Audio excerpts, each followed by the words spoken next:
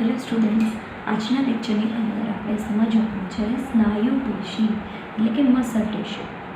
તો પહેલાં તો આ પેશી વિશે વાત કરીએ. જે સ્નાયુ પેશી છે તો આપણને ખ્યાલ જ છે મસલનું કામ શું છે. આપણા શરીરની અંદર જે હલનચલનની પ્રક્રિયા થાય છે, ધારો કે આપણે કોઈ ગરમ કેવડીવાળી વસ્તુને હાથ અડાડીએ તો પછી આપણો હાથ તરત પાછો ખેંચી લઈ જવામાં આવશે. તો એ જે હાથની મૂવમેન્ટ થાય છે, તો એ હાથની મૂવમેન્ટ અથવા તો આખા જે શરીરની પ્રચલનની પ્રક્રિયા છે, હલનચલનની પ્રક્રિયા છે, એ સ્નાયુ પેશી વડે થશે, મસલ ટિશ્યુ વડે થશે. ક્લિયર? તો આ સ્નાયુ પેશી જે છે જે સંકોચન અને વિસ્તરણ કરતી હશે. પહેલાં સંકોચન પામે છે અને પછી પાછી એની જે મૂળ સ્થિતિ હશે એમાં એટલે કે તે પાછી વિસ્તરણ પામી જાય છે. એવી રીતે આખી તે હલનચલનની પ્રક્રિયા થઈ રહી છે. અને સ્નાયુ પેશીના 3 પ્રકારો વિશે આપણે સમજવાના છે. પહેલાં આપણે વાત કરીએ કે આ જે સ્નાયુઓ છે એની રચના કેવા પ્રકારની હશે.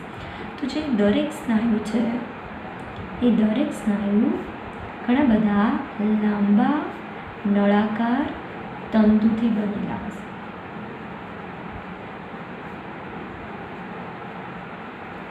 કે જે સમાંતર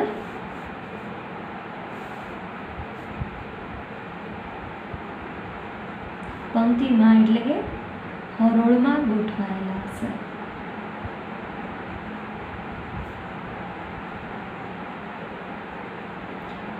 હવે જો આપણે એને દર્શાવવું હોય તો આવી રીતે કોઈ સ્નાયુ હશે અને એ સ્નાયુની અંદર આવા સમાંતરે ઘણા બધા નળાકાર તંતુ રહેલા હશે.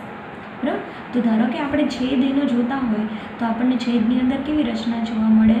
જો આપણે અહીંયાથી કટિંગ કરીને એનો જો છેદ જોઈએ તો આપણને એ આડા છેદની અંદર આવા ઘણા બધા નળાકાર એવા તંતુઓ જોવા મળે કે જે એકબીજાને સમાંતરે ગોઠવાયેલા. બરાબર? હવે ધારો કે આપણે આવી રીતે જોઈએ આખી રચના તો એકબીજાને સમાંતર એવા નળાકાર તંતુ જોવા મળે. પણ જો એનો આડો છેદ લઈએ આપણે તો આપણને એ આડા છેદની અંદર આવી રીતે તંતુઓ ગોઠવાયેલા જોવા મળે.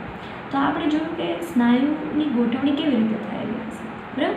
અને આ જે તંતુ છે આગળ પણ આપણે વાત કરીએ. પહેલાં આપણે શું જોયું? પહેલાં આપણે જોયું સ્નાયુ. સ્નાયુ શેના બનેલા છે? સ્નાયુ બનેલા છે લાંબા નળાકાર તંતુઓના કે જે હરોળમાં ગોઠવાયેલા હશે. ક્લિયર? એ પણ ફિગરની અંદર આપણે જોયું.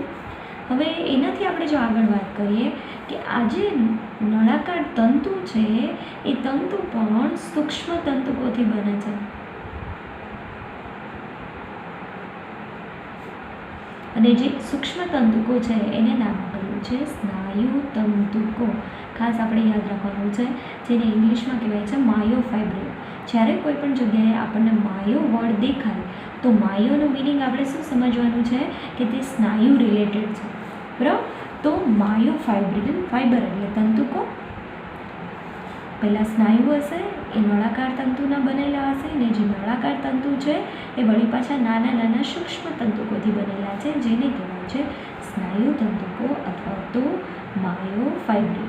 હવે આની જે રચના છે એના વિશે આપણે કન્ફ્યુઝ નથી થવાનું. આગળ જે આપણું ચેપ્ટર છે, આપણું ચેપ્ટર નંબર છે 20, તો એની અંદર સ્નાયુ વિશે એકદમ ડિટેલ સ્ટ્રક્ચર સમજવાનું છે. કદાચ અત્યારે જો આપણે સમજવા જઈએ તો બહુ વધારે પડતું ડિટેલમાં આપણો ટૉપિક થઈ જશે. પણ આ જે પેશીનું આપણું ચેપ્ટર છે એ પેશીનું ચેપ્ટર ફક્ત આપણને ઇન્ટ્રોડક્શન આપે છે, આપણને ઉપર છેલ્લી માહિતી આપે છે કે પેશી કેવા પ્રકારની હશે. આપણે રુધિરની અંદર પણ જોયું, આપણે આગળ ડિટેલમાં સમજવાનું છે. બરાબર? અસ્થિની અંદર પણ આપણે ડિટેલમાં જોવાનું છે. એવી જ રીતે સ્નાયુ વિશે પણ આપણે આગળના 20મા ચેપ્ટરની અંદર એકદમ ડિટેલમાં ફિગર સહિત આખી જે સ્નાયુ પેશી છે એના 3 પ્રકાર સમજવાના છે. તો અત્યારે આપણે એના વિશે કન્ફ્યુઝ થવાનું નથી. ફક્ત એવું ઇમેજિન કરીએ કે એક સ્નાયુ છે, લાંબા નળાકાર તંતુનો બનેલો હશે ને એ જે નળાકાર તંતુ છે એ પણ નાના નાના સૂક્ષ્મ તંતુઓથી બનેલો હશે. ક્લિયર? તો 3 સ્ટેપમાં અહીંયા એનું આયોજન થયેલું છે. હવે સ્નાયુઓ કરે છે શું? તો સ્નાયુઓ, આ જે સ્નાયુ તંતુ છે એ બધા સ્નાયુ તંતુઓ જ્યારે એને ઉત્તેજના આવે, ઉત્તેજના કોઈ પણ પ્રકારની હોય, જેમ કે આપણે ગરમ વસ્તુને હાથ અડાડીએ તો એ એક પ્રકારની ઉત્તેજના ગણી શકાય, બાહ્ય ઉત્તેજના. બરાબર, તો બાહ્ય ઉત્તેજના પણ હોય, આંતરિક ઉત્તેજના પણ હોય. બધી વસ્તુ આપણે આગળ સમજવાની છે ચેતાતંત્રના ચેપ્ટરમાં. અત્યારે ફક્ત એવું સમજીએ કે સ્નાયુતંતુઓ કોઈ ઉત્તેજના છે, એ ઉત્તેજનાના રિઝલ્ટ સ્વરૂપે શું કરે છે, તો કે તાલબદ્ધ રીતે સંકુચિત થાય છે. તાલબદ્ધ એટલે અહીંયા આખી સિસ્ટમેટિક એક પ્રોસેસ હશે, અને એ આખી પ્રોસેસ પણ આપણે આગળ એકદમ ડિટેલમાં સમજવાનું છે 20 ચેપ્ટરની અંદર. તાલબદ્ધ રીતે સંકુચિત થાય છે એટલે ટૂંકા થઈ જાય છે. જ્યારે ઉત્તેજના આવે તો તે સંકુચિત થઈ જાય, ટૂંકા થઈ જાય. બરાબર, આપણે જોયું હશે ને કે ઈયળ જે એનું હલનચલન કરે છે એવી જ રીતે હલનચલન કરે છે. સંકુચિત થાય, વિસ્તરણ પામે, સંકુચિત થાય, વિસ્તરણ પામે, અને એવી રીતે ઈયળ આખા એના હલનચલનની પ્રક્રિયા કરે છે. સેમ એવી જ રીતે સ્નાયુની અંદર પણ થશે. સંકોચન થાય, વિસ્તરણ પામે, સંકોચન થાય અને વિસ્તરણ પામે છે. અને પહેલાં જ્યારે ઉત્તેજના આવશે તો તે તાલબદ્ધ રીતે ટૂંકા થશે અથવા તો સંકુચિત થશે, અને ફરીથી તે પોતાની પુનઃ તે લાંબા થઈને શિથિલન પામે છે. હવે એવા ને એવા સંકુચિત અવસ્થામાં તો રહેશે ને, ફરી પાછા તે ત્વરિત રીતે પોતાની મૂળ સ્થિતિ પ્રાપ્ત કરે છે, એટલે કેવા થઈ જશે, શિથિલન પામે છે. શિથિલનવાળી અવસ્થા કેવી છે, એની મૂળભૂત અવસ્થા છે. તો સ્નાયુ મૂળભૂત અવસ્થામાં કેવી રીતે રહેલા હશે, શિથિલ અવસ્થામાં. જ્યારે ઉત્તેજના આવે તો એ કેવા થઈ જાય, સંકુચિત થઈ જાય. તો સંકોચન, શિથિલન, સંકોચન અને શિથિલન એ પ્રક્રિયા એની ચાલુ રહેશે. ક્લિયર? હવે આપણે અહીંયા આગળ વાત કરીએ કે આ જે સ્નાયુઓ છે એનું કાર્ય શું છે. આ તો આપણે જોઈએ ક્રિયાવિધિ કે સ્નાયુઓ ક્રિયા કેવી રીતે કરે છે, તો કે સંકોચન અને શિથિલન કરે, એવી રીતે હલનચલનની પ્રક્રિયા કરે છે. પણ જે સ્નાયુ પેશીની ક્રિયાવિધિ છે એ વાતાવરણની અંદર થતા ફેરફારને સાનુકૂળ થવા માટે શરીરનું હલનચલન કરે છે. બરાબર, તો સ્નાયુનું ફંક્શન શું થઈ ગયું, શરીરનું હલનચલન પ્રેરે. પણ આ હલનચલન જે છે એ કેવું છે, તો કે વાતાવરણમાં જે ફેરફાર થાય છે એને સાનુકૂળ થવા.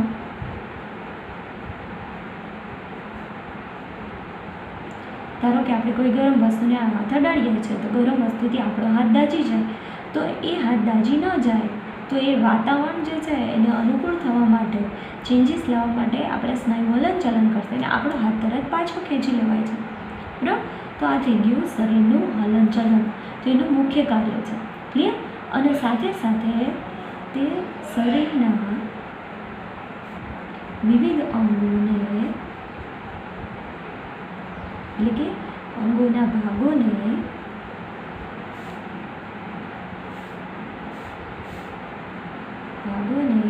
યોગ્ય સ્થિતિમાં જાળવી રાખે છે.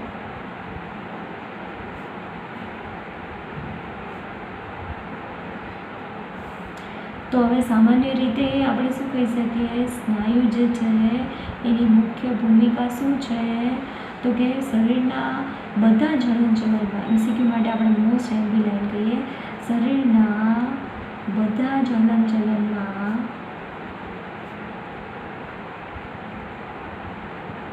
મુખ્ય ભૂમિકા કોની હશે, સ્નાયુની. સ્નાયુ વગર આપણે ઇમેજિન ન કરી શકીએ કે આપણા શરીરમાં હલનચલન થાય. તો હલનચલનમાં મુખ્ય ભૂમિકા કોની, સ્નાયુ પેશી. મોસ્ટ આઈપી લાઈન એમસીક્યુ માટે આપણે યાદ રાખી લેવાનું છે. ક્લિયર થઈ ગયું? તો હવે આપણે જે ઇન્ટ્રોડક્શન જોયું કે સ્નાયુની ગોઠવણી કેવા પ્રકારની હશે, સ્નાયુ હોય, લાંબુ તંતુ હોય, તંતુની અંદર પણ સૂક્ષ્મ તંતુકો હોય. ક્રિયા આપણે જોઈ, ઉત્તેજના આવે એટલે સંકોચિત થાય અને વળી પાછો શિથિલન પામે. અને આપણે એનું ફંક્શન જોયું. ફંક્શન તો આપણને ખ્યાલ જ છે, આપણને બધાને ખબર છે. પણ હવે આપણે પ્રકાર સમજવાના છે. એના પ્રકારો કેટલા હશે? 3 પ્રકારો હશે. 3 પ્રકારો કયા કયા છે? તો 3 પ્રકાર છે. એને આપણે જે મેઇન ડિફરન્સ છે અત્યારે સમજી લઈએ. બરાબર, બુકનું કન્ટેન્ટ તો પછી આપણે જોવાનું છે. પહેલાં આપણે થોડુંક અહીંયા બેઝિક કન્સેપ્ટ જોઈએ. એક છે કંકાલ સ્નાયુ પેશી, બીજી હશે સરળ સ્નાયુ પેશી અને ત્રીજી હશે હૃદ સ્નાયુ પેશી. તો આ 3 પ્રકાર છે, 3 પ્રકાર વિશે સમજવાનું છે. હવે એને બીજા નામ કયા છે? તો બીજા નામ જોઈએ તો કંકાલ સ્નાયુ પેશી છે, એનું બીજું નામ છે રેખિત સ્નાયુ પેશી, કારણ કે એની રચના કેવી હશે? રેખામય પટ્ટાથી બનેલી હોય. બરાબર, આગળ આપણે સમજીશું, અત્યારે ફક્ત આપણે નામ યાદ રાખીએ. રેખિત સ્નાયુ પેશી. સરળ સ્નાયુ પેશી છે, એનું બીજું નામ છે અરેખિત સ્નાયુ પેશી. ક્લિયર? અને હવે આગળ આપણે કંકાલ પેશીની અંદર વાત કરીએ કે જે કંકાલ પેશી છે એ કંકાલ પેશીને બીજું નામ કહેવાય છે ઐચ્છિક સ્નાયુ. ઐચ્છિક સ્નાયુ એટલા માટે કે આપણી ઈચ્છા મુજબ આપણે એનું હલનચલન કરી શકીએ, જેમ કે હાથ અને પગના સ્નાયુઓ. અને જે સરળ સ્નાયુ છે અથવા તો જે સ્મૂધ મસલ છે એને કહેવાય છે અનૈચ્છિક સ્નાયુઓ. આપણા શરીરની અંદર અમુક અંગો એવા રહેલા છે કે જેનું હલનચલન આપણા કંટ્રોલમાં નથી. ફોર એક્ઝામ્પલ, પાચન માર્ગ અથવા તો જે પ્રજનન માર્ગ. તો જે પાચન માર્ગની અંદર ખોરાકનું હલનચલન થાય છે અને સાથે સાથે પ્રજનન માર્ગની અંદર જે જનનકોષોનું હલનચલન થાય છે, તો એ કેવા પ્રકારનું હશે? આપણી ઈચ્છાને અનુસરીને નહીં હોય, બરાબર, સ્વયંવર્તી હશે. તો આવા પ્રકારનું જે હલનચલન જે સ્નાયુ વડે થશે એને કહેવાય છે અનૈચ્છિક સ્નાયુ. અને જે હૃદયની અંદર રહેલા હશે, હૃદયની દિવાલોમાં, એને કહેવાય છે હૃદ સ્નાયુ. ક્લિયર થઈ ગયું? કંકાલ સ્નાયુ જેને રેખિત સ્નાયુ કહેવાય છે, અથવા તો એનું બીજું નામ છે અનૈચ્છિક સ્નાયુ.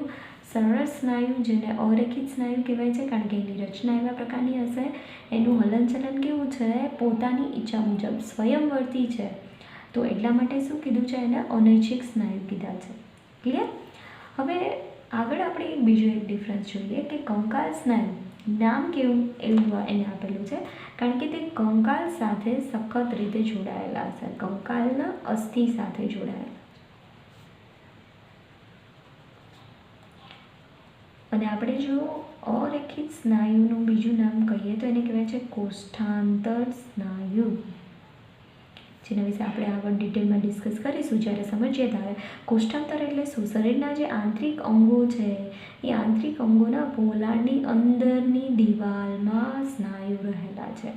બરાબર, ધારો કે પાચન માર્ગ છે, શરીરનું આંતરિક એવું અંગ છે પાચન માર્ગ, તો એની અંદરનું જે પોલાણ છે એ પોલાણની જે અંદરની દિવાલ છે એ અંદરની દિવાલના ભાગે રહેલા છે. એટલા માટે એને કીધું છે કોષ્ઠાંતર સ્નાયુ, અથવા ઇંગ્લિશમાં એને કહેવાય છે વિસેરલ મસલ્સ. ક્લિયર? હવે આપણે આગળ એક પછી એક રચના વિશે સમજતા જઈએ. ખાસ આપણે યાદ રાખવાનું છે કે અહીંયા આપણે ડિટેલમાં ડિસ્કસ કરવાનું નથી, ફક્ત આપણે ઉપરછલ્લી માહિતી મેળવવાની છે. ક્લિયર? તો પહેલાં આપણે વાત કરીએ કંકાલ સ્નાયુ પેશી, કે જેના વિશે આપણે ડિટેલમાં ચેપ્ટર નંબર 20ની અંદર સમજવાનું છે. અત્યારે ફક્ત એની આપણે ઉપરછલ્લી માહિતી મેળવીએ કે કંકાલ સ્નાયુ પેશી શા માટે એને કીધેલા છે, કારણ કે તે કંકાલના અસ્થિ સાથે જોડાયેલા છે.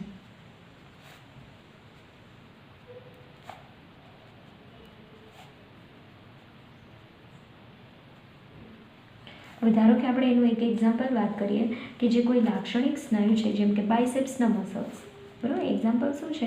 જે બાયસેપ્સ એના જે સ્નાયુ છે એ સ્નાયુમાં રેખીય કંકાલ સ્નાયુ તંતુ, રેખીય કંકાલ સ્નાયુ તંતુ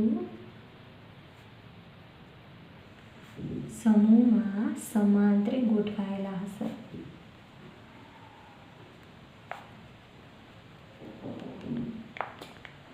આપણે સેમ રચના કીધી હતી, આપણે યાદ રાખવાની છે, જે આગળ કીધી હતી કે સમાંતરે એકબીજાને ગોઠવાયેલા હોય અને રેખીય શેના માટે કીધું છે, તો એ પણ આપણે આગળ સમજવાનું છે. હવે ધારો કે અહીંયા આપણે ફિગર વિશે વાત કરીએ તો આવી રીતે કોઈ કંકાલ સ્નાયુ છે એ એકબીજાને સમાંતરે ગોઠવાયેલા હશે, એને આપણે આવી રીતે ફિગર સ્વરૂપે દર્શાવી શકીએ.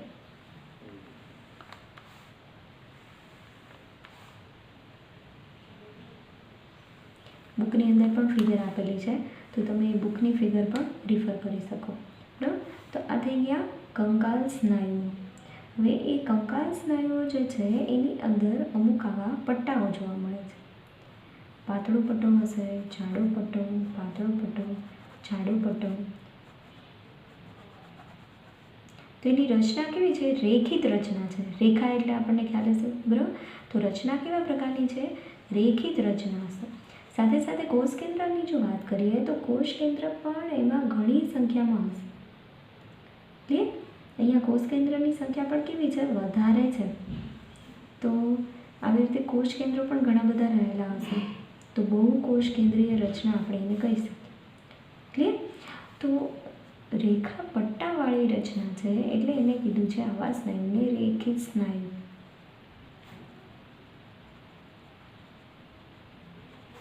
બહુકોષ કેન્દ્રીય છે અને હવે આ જે બધા તંતુકો છે એની ફરતે પણ એક સંયોજક પેશીનું આવરણ હશે. 3 પ્રકારના સંયોજક પેશીના આવરણ હશે. પણ એ બધી જ ઇન્ફોર્મેશન આપણે ડિટેલમાં 20મા ચેપ્ટરની અંદર સમજવાની છે. ક્લિયર? હવે સ્નાયુ પેશી જે છે એનો આખો સમૂહ, સ્નાયુ પેશીનો સમૂહની બધી બાજુએ સખત સંયોજક પેશીનું આવરણ હશે. સખત સંયોજક પેશીનું આવરણ. તો આપણે કીધું હતું ને સંયોજક પેશીના આવરણ પણ 3 પ્રકારના હશે. સ્નાયુ તંતુની ફરતે પણ હશે, સ્નાયુ તંતુના સમૂહની ફરતે પણ હશે. તો એ અલગ અલગ પ્રકારો આપણે આગળ જે 20મું ચેપ્ટર છે એની અંદર ડિટેલમાં સમજીશું. હવે બુકની અંદર એ પણ આપેલું છે કે આ પેશી વિશે આગળ પ્રકરણ 20ની અંદર સમજવાનું છે. પણ ફક્ત અહીંયા એવું યાદ રાખીએ કે આવા ઝાંખા પટ્ટા હશે, ઘેરા રંગના પટ્ટા હશે અને એટલા માટે એને કીધા છે રેખિત સ્નાયુઓ, બહુકોષ કેન્દ્રીય છે અને આખો જે સ્નાયુ પેશીનો સમૂહ છે એની ફરતે એક સખત સંયોજક પેશીનું આવરણ રહેલું છે. તો આપણે વધારે ડિટેલમાં અહીંયા ડિસ્કસ કરતા નથી. તો આ થઈ ગયું કંકાલ સ્નાયુ. અને ખાસ એની અંદર આપણે બીજું શું સમજ્યા હતા કે કંકાલ સ્નાયુ કેવા પ્રકારના હશે? ઐચ્છિક પ્રકારના. ઐચ્છિક સ્નાયુ છે, આપણી ઈચ્છા મુજબ એના વડે હલનચલન થશે. ક્લિયર? હવે બીજો પ્રકાર અહીંયા આપણે સમજવાનો છે. બીજો પ્રકાર છે લીસા સ્નાયુ અથવા તો સરળ સ્નાયુ.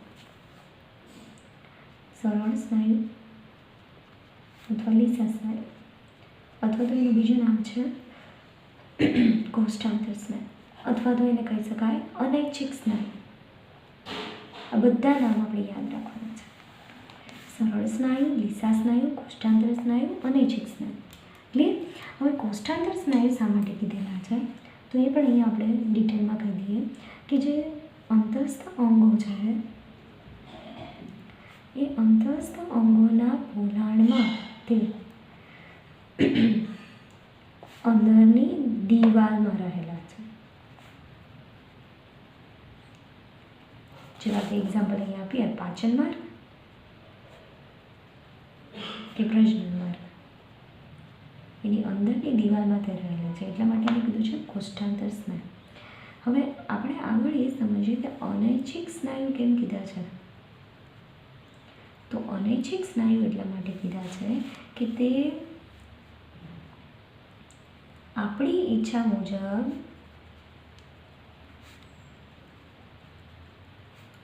હલનચલન કરાવતા નથી. સાદી ભાષામાં કહીએ તો. પણ જો આપણે એકદમ પર્ટિક્યુલર આપણે જો વાત કરતા હોય તો પર્ટિક્યુલરી આ જે આખી સરળ સ્નાયુ પેશી છે એના ઉપર ચેતાતંત્રનું સીધું નિયંત્રણ હોતું નથી. બરાબર? એના વિશે આપણે આગળ સમજીશું. હવે આપણે વાત કરીએ કે એનું સ્ટ્રક્ચર કેવા પ્રકારનું હશે. તો સ્ટ્રક્ચરની અંદર જો વાત કરતા હોય તો તે ત્રાકાકાર કોષ ધરાવે છે. હવે તે ત્રાકાકાર હશે, સિંગલ ન્યુક્લિયસ હશે. હવે આની અંદર આપણે ફિગરમાં જોઈ શકીએ કે તે રેખિત રચના ધરાવતા નથી. કોઈ એવા આડા પટ્ટાઓ જોવા મળતા નથી. તો એને આપણે કેવા કહીશું? અરેખિત. ખાસ યાદ રાખવાનું છે અરેખિત. અને અરેખિત છે, દેખાવમાં એકદમ સ્મૂધ છે તો એટલા માટે એને બીજું નામ આપેલું છે લીસા સ્નાયુ. રચના એની સરળ છે, બહુ આગળ કંકાલ સ્નાયુ જેવી કોમ્પ્લિકેટેડ રચના નથી. તો એટલા માટે એને શું કીધા છે? સરળ સ્નાયુ. ક્લિયર થઈ ગયું? અરેખિત સ્નાયુ શા માટે કીધા છે? કારણ કે તે એવા કોઈ પટ્ટા ધરાવતા નથી. લીસા સ્નાયુ એકદમ સરળ રચના છે એટલે સરળ સ્નાયુ. ક્લિયર? તો આ થઈ ગયો એનો ત્રાકાકાર એવો કોષ હશે અહીંયા અને એક કોષ કેન્દ્ર હશે. હવે આપણે આગળ જે બુકમાં કન્ટેન્ટ આપેલું છે એના વિશે વાત કરીએ. આ થઈ ગઈ એક્સ્ટ્રા ઇન્ફોર્મેશન.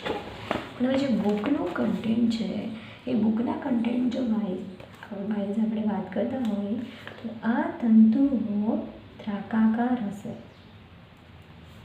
એટલે અણીવાળા હશે.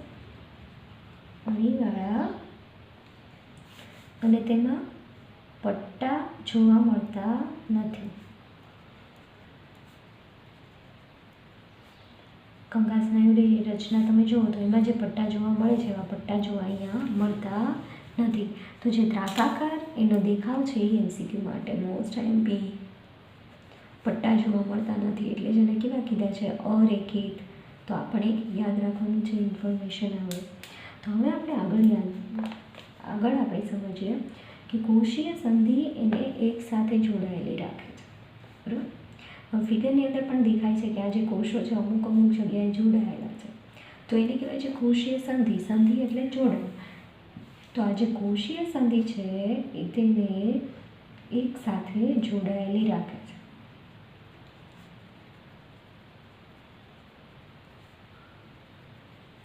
અને એ સંયોજક પેશીના આવરણથી ઢંકાઈને સમૂહમાં રહે છે. દરેક સ્નાયુની ફરતે જો સંયોજક પેશીનું આવરણ આપેલું છે, સંયોજક પેશીના આવરણથી ઢંકાઈને તે સમૂહમાં રહે છે. બરાબર? કેવી રીતે રચના હશે? કોષીય એકબીજા સાથે જોડાણ હોય, કોષીય સંધિ હોય, એકબીજા સાથે તે જોડાયેલા હોય અને આ બધા જે સમૂહમાં ગોઠવાયેલા હોય આવી રીતે ધારો કે તંતુઓ, તો એ સમૂહમાં એની ફરતે એક સંયોજક પેશીનું આવરણ હશે. ક્લિયર? તો આવી રીતે એની રચના રહેલી હશે. હવે આપણે વાત કરીએ કે એનું સ્થાન કઈ જગ્યાએ હશે. તો પહેલાં આપણે જોયું એનો આકાર. નેક્સ્ટ પોઈન્ટ જોયું આપણે એ અરેખિત છે. નેક્સ્ટ પોઈન્ટ આપણે જોયું એમાં આવરણ કેવા પ્રકારનું છે. અને નેક્સ્ટ પોઈન્ટ આપણે સમજવાનું છે એનું સ્થાન, કે પેશી કઈ જગ્યાએ રહેલી હશે. રુધિરવાહિની, જઠર અને આંતરડા જેવા અંતસ્થ અંગોની દિવાલમાં.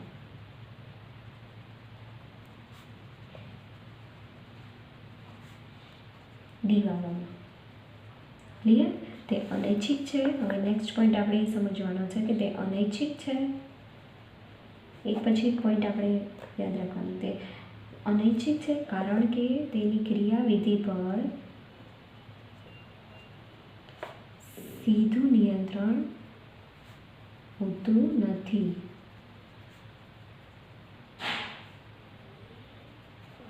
ક્લિયર? એટલે કે જેમ આપણે કંકાલ સ્નાયુ પેશીનું આપણી ઈચ્છા મુજબ હલનચલન કરી શકીએ છીએ તો એવી જ રીતે આપણે આ સરળ સ્નાયુનું આપણી ઈચ્છા મુજબ હલનચલન કરી શકતા નથી. તો અમુક એવી પ્રક્રિયાઓ હશે જેમ કે આપણે વાત કરીએ કે ખોરાકનું પાચન માર્ગમાં વહન અથવા તો જે જનન કોષો છે એનું પ્રજનન માર્ગમાં વહન. તો આવા બધા પ્રકારની પ્રક્રિયા જે છે એનું નિયંત્રણ કોના વડે થશે? આ લીસા સ્નાયુ વડે અથવા તો સરળ સ્નાયુ વડે. ક્લિયર થઈ ગયું? તો મેઇન ડિફરન્સ શું જોયું આપણે? જે કંકાલ સ્નાયુ છે એ કેવા પ્રકારનું હશે? રેખિત હશે. અને સરળ સ્નાયુ કેવા પ્રકારનું હશે? અરેખિત હશે. કંકાલ સ્નાયુ હશે ઐચ્છિક અને સરળ સ્નાયુ હશે અનૈચ્છિક. કંકાલ સ્નાયુ જે છે એ લાંબા નળાકાર તંતુના બનેલા હશે ને જે સરળ સ્નાયુ છે એ ત્રાકાકાર હશે. કંકાલ સ્નાયુમાં એક કરતાં વધારે કોષ કેન્દ્રો હશે જ્યારે સરળ સ્નાયુ જે છે એ એક કોષ કેન્દ્રી હશે. તો ખાસ આપણે આ જે પોઈન્ટ છે એની અંદર આપણે એક તફાવત ખાસ લખવાનો છે.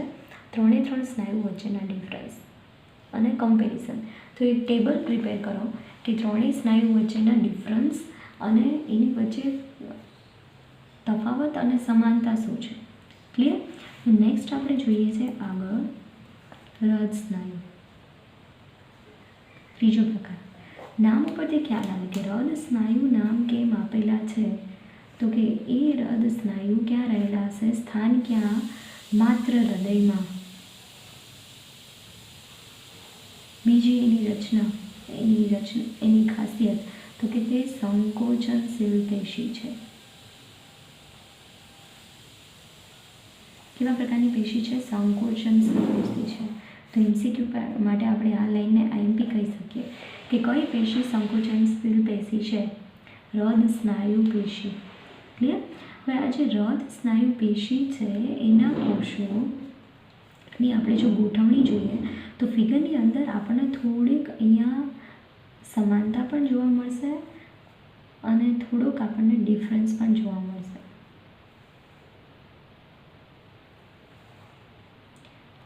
તો અહીંયા આપણે આવી રીતે આ ફિગર દર્શાવેલી છે, બરાબર. તો એ ફિગરની અંદર સ્નાયુઓ કેવા જોવા મળે છે? શાખિત.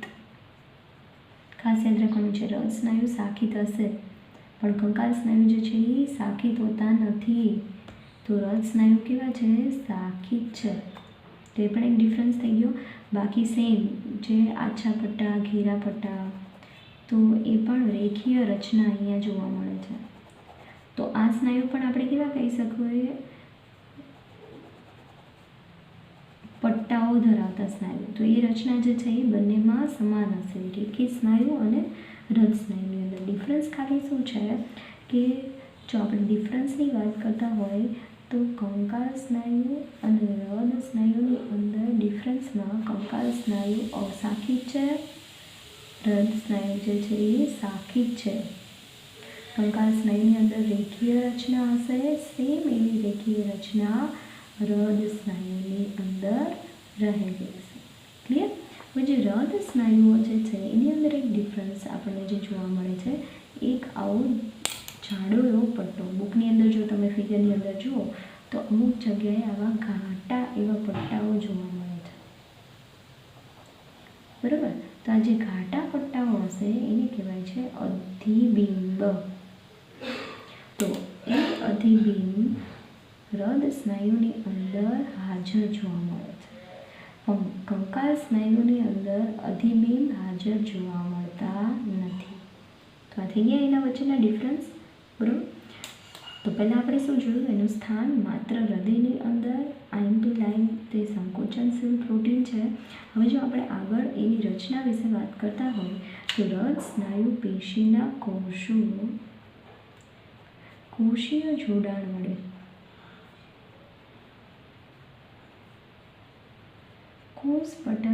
કોષ રસ પટલ વડે એકરૂપ થઈને ચોંટેલા રહે છે.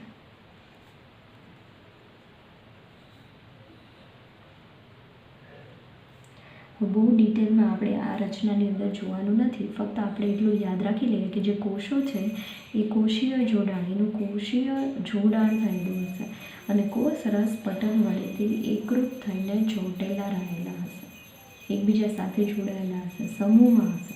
ક્લિયર? અને સંચાર સંધિઓ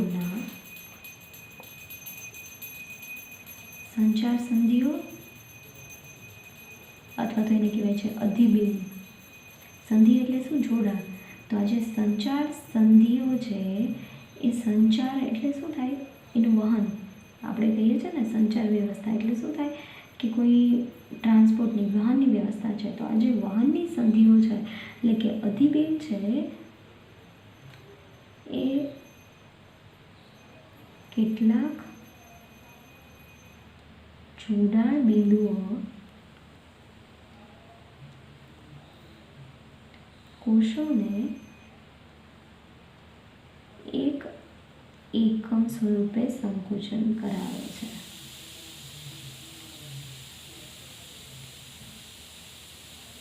ક્લિયર? આપણે શું વાત કરી કે જે સંચાર સંધિ અથવા તો જે અધિબિંબ આપણે દર્શાવેલા જે કોષના અંતે રહેલા હશે, તો તો એના કેટલાક જોડાણ બિંદુઓ જે છે એ જોડાણ બિંદુઓ કોષ એને એકમ સ્વરૂપે સંકોચન કરાવે છે, બરાબર. ધારો કે કોઈ એક કોષનું સંકોચન થશે તો સાથે સાથે કોઈ બાજુમાં રહેલા હશે એ બીજા કોષનું પણ સંકોચન થશે, અને એટલે જ આપણે એને કેવું કીધું છે, સંકોચનશીલ પેશી કીધેલી છે.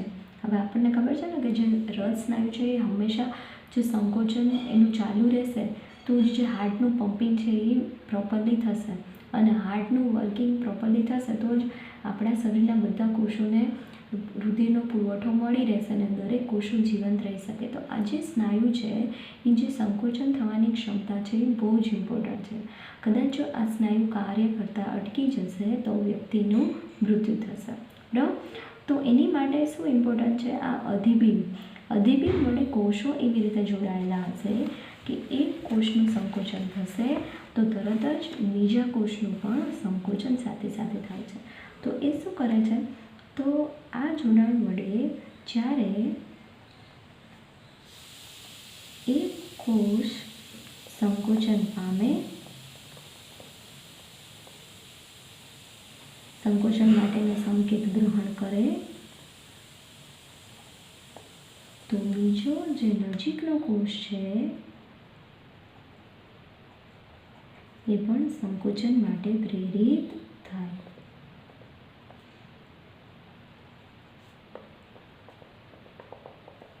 તો આ જે આખી સંકોચનની પ્રક્રિયા છે એ હૃદય સ્નાયુની અંદર કન્ટિન્યુઅસ થતી રહેશે અને હૃદય સ્નાયુ કન્ટિન્યુઅસલી રીતે સંકોચન વિસ્તરણ પામ્યા કરશે અને હાર્ટનું પમ્પિંગ જે છે એ ચાલ્યા કરશે.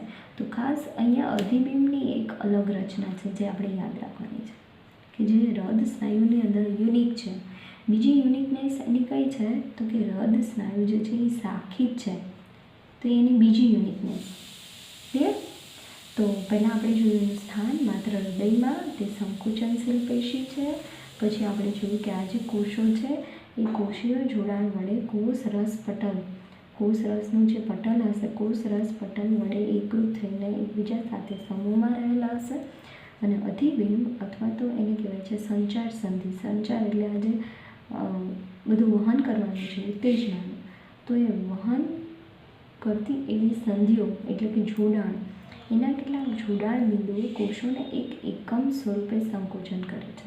એટલે જ્યારે એક કોષનું સંકોચનનું કોઈ ઉત્તેજના આવે તો તરત જ બીજો નજીકનો કોષ પણ સંકોચન માટે કેવો થાય છે, પ્રેરિત થાય છે, અને એક કોષનું સંકોચન થશે એટલે સાથે સાથે બીજા કોષનું પણ સંકોચન થશે. આ થઈ ગયા હૃદય સ્નાયુ.